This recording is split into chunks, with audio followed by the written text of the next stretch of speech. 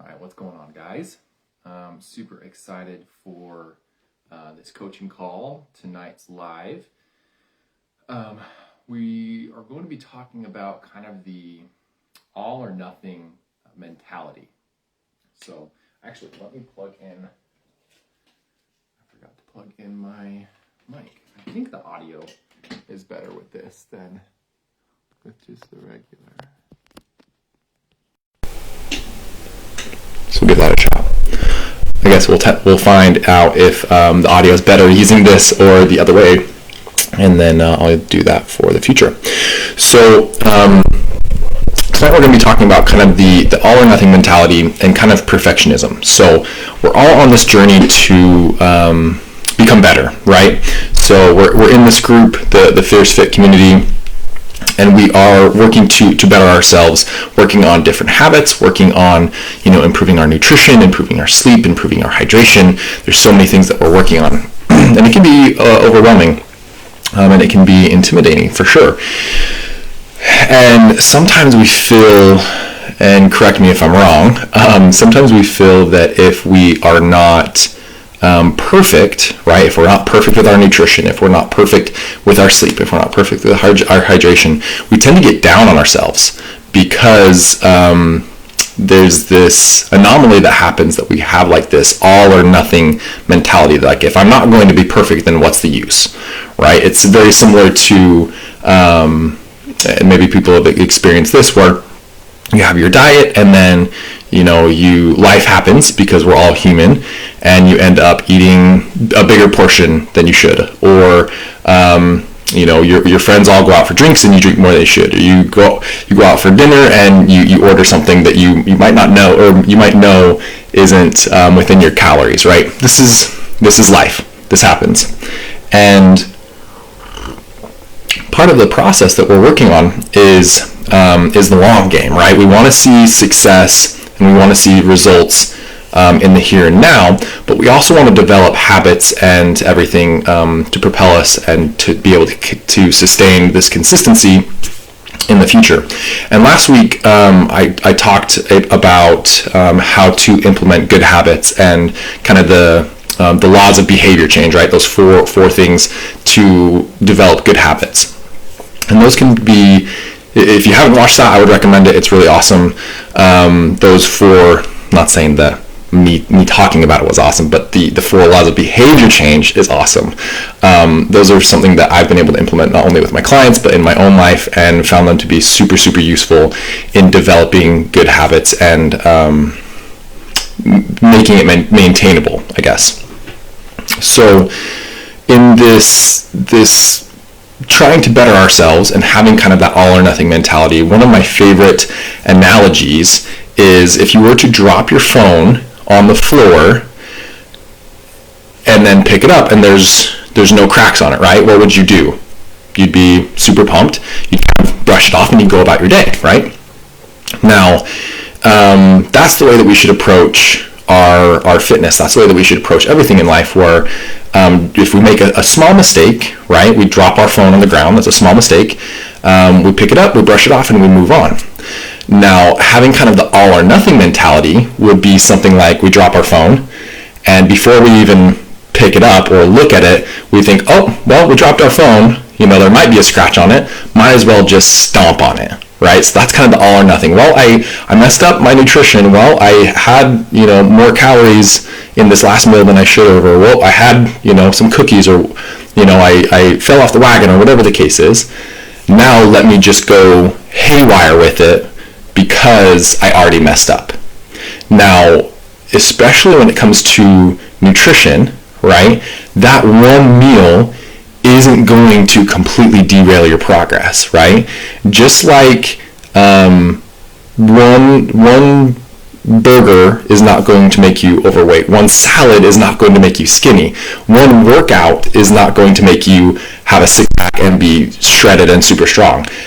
However, missing one workout isn't going to completely derail you either, right? So we want to work on being consistently good, then occasionally perfect, or then occasionally great, because it's the consistency, right? The effort, the consistency over time is where we're going to see the most results. And so if you approach things with the all or nothing mentality, thinking that, okay, I have to be perfect in my nutrition, I have to be perfect in my workouts, I have to give 110% all of the time, what's going to happen is you're going to end up burning yourself out, because what I've found, right, is massive action, right? We talk about taking these massive actions. I found that massive actions turns into massive burnout. Whereas instead, if you do small, incremental, maintainable, consistent changes in a lot of areas in life, right? Consistently eat better, more whole foods, consistently stay under your calories, consistently, progressively overload, consistently do the water, consistently improve your sleep quality. Like, all of these little things add up and are just so much more. The sum of the parts is, how does that saying go? It equals more than the sum of its parts, right? Doing these little changes is more than just these little changes, because over time, especially consistently, that's where greatness and that's where success happens. If you look at, and I may be a little biased, in the NBA, right? I think LeBron James is the greatest player. My dad thinks Michael Jordan is the greatest player. We have debates about it. You probably have your own feelings about Michael Jordan or LeBron James, or the NBA at all. Maybe you don't even like basketball. But if you take an incredible player, right, they still miss practices. They still sometimes take games off. They still take those little breaks off, and they are still great, right? So in our nutrition, in our fitness, in our way of life, we are still human, and sometimes we mess up, and that's just part of this journey, right? But if we can be consistent over time, that's where we're going to see the most results. So you don't have to be perfect. You don't have to have kind of that all or nothing mentality.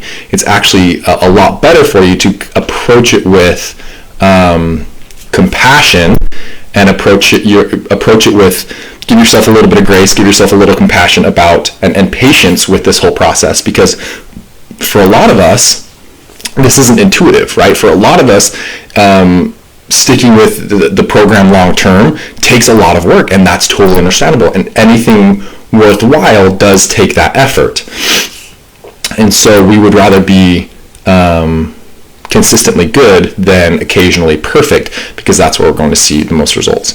And one thing that I really, really love is what I call the second mistake, or avoid the second mistake, or avoid Jordan 23 all the way. I feel you. He was incredible. There's something magical about number 23. I totally get that. I mean, that's why LeBron chose that number to begin with. But I digress. The kind of avoiding the second mistake, or never missing twice. So we have those 5 habits that we're focusing on, right? The Power 5. And obviously, if you want to see the most success, you want to shoot for all 5, right? But that's why we say if you get 3 or more, if you get at least 3, then you win the day, right? We're trying to not fall into that all or nothing mentality. Obviously, if you want to see the best results, you shoot for 5, but we want to shoot for at least 3, and then you win the day, getting rid of that all or nothing mentality. Now, something that I want to focus on is, like, let's say of those 5 things, right? Let's say you're really good at water, getting your activity in because you love the gym, and you're really good at sleep, right? But you struggle with nutrition, you struggle with water, sleep, screen-free time. You really love your phone. Now, trying to focus on those 2 that you maybe need a little bit more help with, focus on never missing those twice, right? So one day, maybe you don't hit your nutrition right on the bat, you can't check that off, that's totally fine. You wake up the next day, we're starting over, trying to do better. Really focus on that one the next day, because trying to increase those habits, right? Trying to not miss twice can be super, super beneficial in making it a habit, right? Last time we did a live, we talked about increasing habits, and that is something that's really crucial as well, is try not to miss twice. And something that can really help with that is, like, let's say activity is the thing that you struggle with, right? You have you have a really busy schedule, really busy work life, and getting to the gym or doing activity is really tough. Doing something that requires less effort for your activity. So, for example, going to the gym and doing a strength training session, maybe that's what you are scheduled for. But it just didn't happen. That's okay. Go for a walk, right? Do what you can. Do something, an incremental increase versus trying to do a huge change, right? Massive action can sometimes lead to massive burnout, but little incremental changes can be super beneficial. So never miss twice. Don't know why, but it's so true. Yeah, there's something psychological about never missing twice, right? I also am a proponent of sometimes people dislike Mondays, and I personally focus in and try to make Monday my best day of the week because, I'm coming off the weekend, starting strong on Monday. I try to never miss Monday and then never miss twice. Those are two things that I really, really live by because that can set off your week. So that would be my biggest, hopefully your takeaway from this is try your hardest not to miss twice, because that's going to propel that habit further into the future, as well as try to avoid the all or nothing mentality. A lot of what we're doing in this group, a lot of what you guys are doing and focusing on day to day in bettering ourselves, it requires effort, and it also requires patience and compassion with ourselves when we do slip up, because we're all humans, right? None of us are